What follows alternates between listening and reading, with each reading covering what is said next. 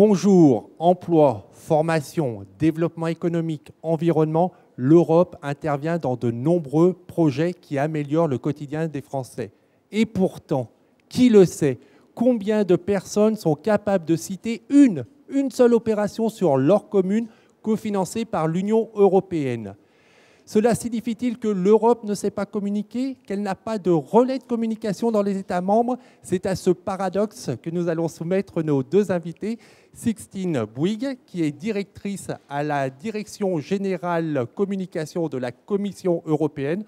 Avec des titres pareils, évidemment, ce n'est pas facile non plus de communiquer. Et Laurent Riera, qui est directeur de la communication de la communauté d'agglo Évry Centre-Essonne. Bonjour à tous les deux. Bonjour. Bonjour.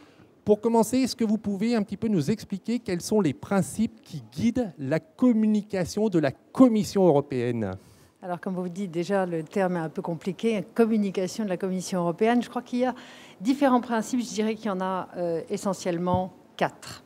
On colore bien le micro, s'il vous plaît. Le premier, c'est l'explication. L'explication, et c'est aussi l'écoute du citoyen. Et de quelle manière cela se fait-il? Cela se fait évidemment par un suivi de l'opinion publique qui est très, très régulier.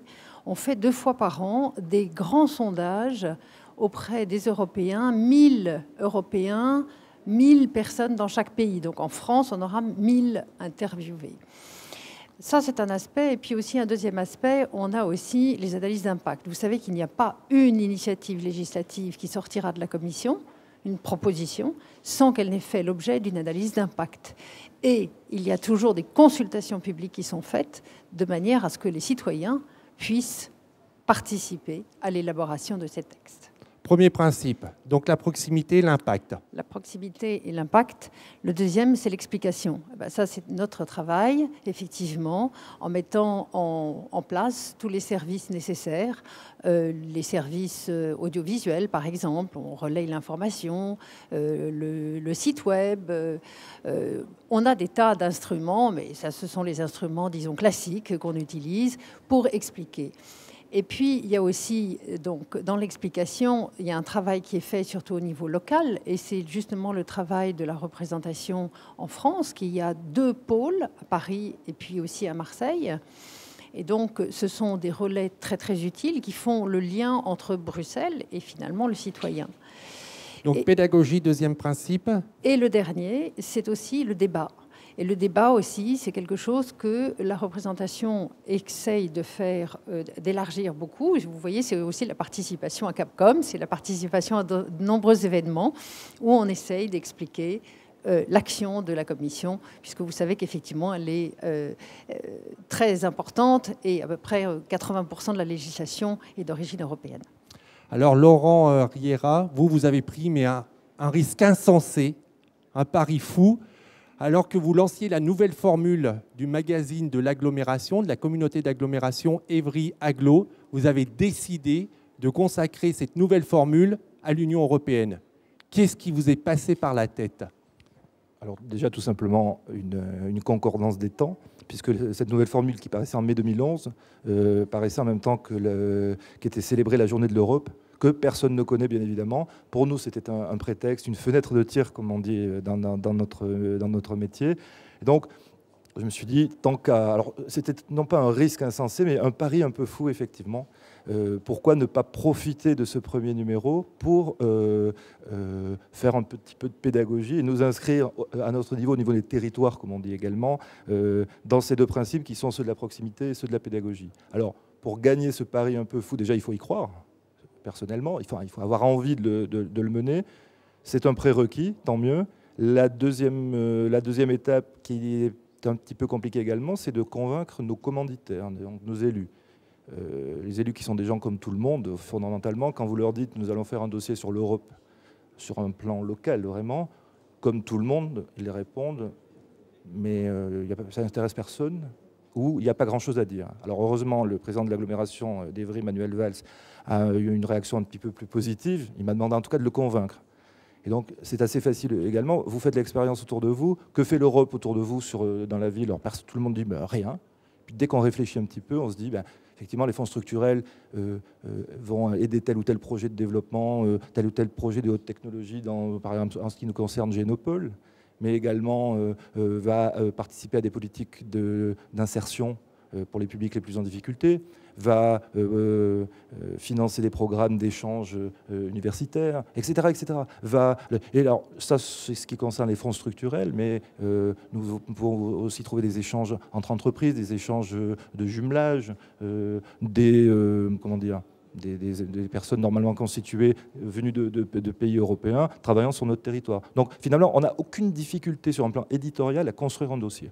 Comment vous l'avez bâti justement ce dossier? Je crois que vous avez travaillé avec la représentation de la Commission européenne en France. Voilà, alors ce qui pouvait aussi effectivement apparaître comme un pari un peu fou, c'était de se tourner vers la Commission européenne en disant est-ce que vous voulez travailler avec un petit territoire en région Île-de-France? Mais alors, contrairement à ce qu'on pouvait imaginer, mais ça on le savait, on s'en doutait, l'accueil a été extrêmement favorable. Donc la difficulté n'est pas du tout venue du lot. D'ailleurs, il n'y a eu aucune difficulté. C'est un dossier qui s'est réalisé dans de très bonnes conditions. Donc le prérequis, en tout cas c'était la consigne de notre élu, c'était de rester sur des problématiques extrêmement territoriales. C'est-à-dire on n'allait pas parler de l'Europe en général, on allait parler de l'action européenne au niveau local. Donc nous avons fait ce travail de diagnostic, nous avons éditorialisé un petit peu, thématisé, enseignement, recherche, insertion, emploi. Bon, c'est pas très compliqué, c'est pas très original, mais surtout c'est extrêmement riche. Nous avons interviewé un certain nombre de gens, fabriqué notre dossier, et nous avons demandé à la Commission européenne de nous seconder, de nous aider à travers un éclairage transversal. C'est-à-dire que la Commission européenne a mis 2 chargés de mission à notre disposition, pas à temps complet, je vous rassure, ponctuellement, mais de manière très efficace. Venez nous dire telle et telle action s'inscrit pour vous dans telle logique, pour nous dans une logique un peu plus globale, qui est régionale, qui est nationale. Donc c'était intéressant. Et nous donner par ailleurs, et je termine vite, des petits trucs de la vie courante. Par exemple, ils nous ont dit qui connaît. Alors souvent, quand on parle de l'Europe, on dit qui connaît. Personne. Nous sommes là pour vous apporter l'information. Qui connaît les centres Europe Direct? Donc voilà, il y en a un près de chez vous. Là, si vous avez. Qui connaît la carte d'assuré social européen? Des petits trucs. Voilà. Alors le dossier est parsemé de ces petits trucs. Voilà. Et dernière chose, la Commission européenne nous a ouvert largement sa photothèque, nous a donné les codes d'accès à sa photothèque.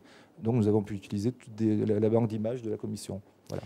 Madame Bouygues, c'est ça la bonne communication pour l'Europe, c'est cette entrée terrain très concrète, montrée, parce que c'est vrai que dans les médias, alors je ne parle pas de la communication publique et des magazines, des collectivités territoriales, mais c'est vrai que les médias, en général, c'est l'actualité et c'est une entrée par Bruxelles, une entrée politique. Est-ce que vous, la bonne communication pour valoriser l'Union européenne, c'est cette entrée terrain qu'il faudrait mettre en avant, concrète ? Écoutez, je crois que de toute façon, il faut utiliser tous les moyens parce que, comme on l'a dit, c'est effectivement difficile parce que c'est un petit peu plus éloigné du citoyen que le propre village, le pays. Donc, il faut utiliser les médias et les médias font un bon travail et ça, c'est une bonne chose. Mais je crois que ce qui est surtout important, c'est que l'Europe soit pertinente et qu'elle soit expliquée comme étant pertinente. Et elle l'est. Elle l'est. Vous avez mentionné la carte européenne d'assurance maladie. Quand vous prenez votre portable, vous passez la frontière ici à Dunkerque, on la passe sans le savoir, sur la plage, comme l'a dit Michel Delbar. Eh bien, on est en itinérance mobile, ce qu'on appelle comme ça, et on a une information. Attention, vous êtes en roaming, en bon français, et vous allez payer plus cher. Ça, c'est grâce à la Commission européenne. Et là où on a eu une grande force, c'est qu'effectivement, c'était un règlement, et un règlement est immédiatement applicable. Donc, c'est ça, l'Europe. L'Europe, c'est la carte d'assurance maladie, c'est l'itinérance, mais c'est aussi des plus grands projets, et ce sont des politiques, la politique agricole commune, c'est la politique aussi de l'emploi, ce sont tous ces politiques. Mais il faut qu'on l'ancre dans le quotidien, parce que elle a une répercussion. Vous ouvrez votre frigidaire, et bien vous voyez qu'il y a des produits qui ont une information, et cette information, elle a été requise par la Commission européenne. Et comment vous expliquez que ces exemples que vous avez pris, qui sont très concrets, qui, on le rappelle, améliorent le quotidien des citoyens européens, comment ça se fait que ce ne soit pas plus médiatisé? Comment ça se fait que vous ne communiquiez pas davantage sur ces actions très concrètes?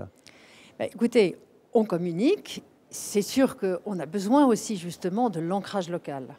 Et ça, je crois que vous l'avez bien dit, l'Europe, elle se fait, mais elle se fait auprès de chez nous. Et quand vous voyez par exemple ici à Dunkerque, il y a des projets qui sont menés dans le cadre du Fonds de développement régional. J'ai vu, il y a des échanges de services sanitaires. Il y a aussi un projet de reconstruction d'une usine d'embouteillage. Bon, est-ce que les gens le savent, ça? Et ce n'est pas Bruxelles qui peut le faire. Il faut que ce soit fait au niveau local. Donc on a besoin justement des territoires, on a besoin de tout le monde. Donc c'est la responsabilité de votre voisin, directeur de communication d'une collectivité territoriale comme tant d'autres, qui n'est pas suffisamment bon relais des actions de la Commission européenne et de l'Union européenne? Alors là, pour vous répondre, je prêche pour ma paroisse. Je suis directeur de la communication d'une communauté d'agglomération. Et les communautés d'agglomération partagent avec l'Europe une problématique très particulière, c'est qu'elle regroupe un certain nombre de communes. Quand tout va mal, c'est toujours la faute de la communauté d'agglomération. Quand tout va bien, c'est toujours grâce aux communes membres. Et donc, nous sommes sensibilisés, sinon à cette injustice, du moins à ce mode de fonctionnement qui est peut-être assez français aussi, dans cette approche qui consiste à tirer la couverture à soi. Voilà. Donc nous devons aussi nous-mêmes faire preuve de pédagogie. Nous avons l'habitude de faire preuve de pédagogie pour expliquer les actions de la communauté d'agglomération, pour donner chair à l'action de ce qu'on appelle facilement une technostructure. Donc donner chair, c'est vraiment expliquer au quotidien ce que nous faisons. Alors, au quotidien, et puis de manière prospective, quand nous parlons de Génopole, je relisais le magazine là, un projet de nanodiamants pour transporter les médicaments, un projet de laboratoire portable pour détecter la grippe, c'est actuellement en train d'être mené à Évry, par Génopole, avec des fonds structurels européens. Donc très concrètement, la recherche, les médicaments de demain se fabriquent maintenant sur un territoire avec l'aide de l'Europe. Ce magazine, c'était un one-shot, c'était pour la Journée de l'Europe 2011, en mai.